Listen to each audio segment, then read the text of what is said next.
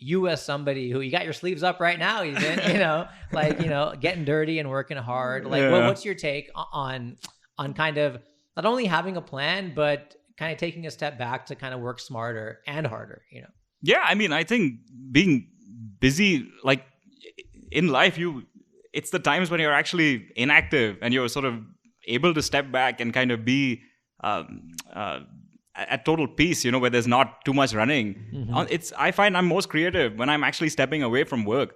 Hear this. Birdy num num. Birdy num num.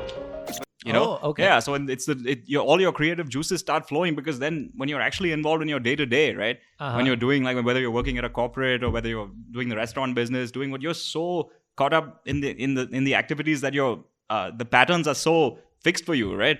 As to what you're doing on a day. When you step out of your routine, right? Mm-hmm. We actually have a second brand. It's an interesting story.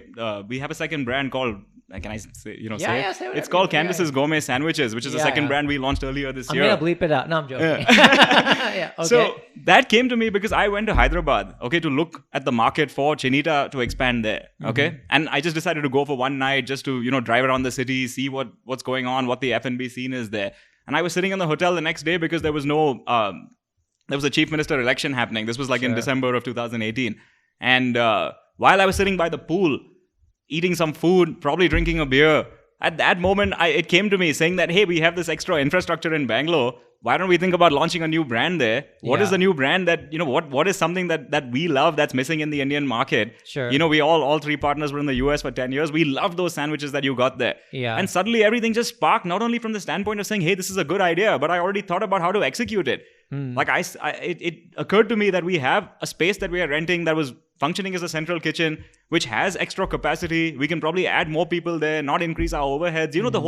The whole thing took fruition from from a holistic level. Sure. And that all happened in the span of maybe 15 minutes of sitting by the poolside in Hyderabad, Okay. So I'm saying that gives you clarity on direction. Clarity comes at moments when you actually are able to step out of your routine and be completely still and at peace, Sure. You don't need to be thinking. You don't need to be thinking all the time. You're most creative when you actually stop thinking. Sure. So just to recap, if I understood correctly, and I think I did. But for those of you who may not know, Sam owns a restaurant, and they started a new spin-off not a spin-off, but a new kind of line of sandwiches. Yeah, a new brand. Yeah, a new brand. Yeah.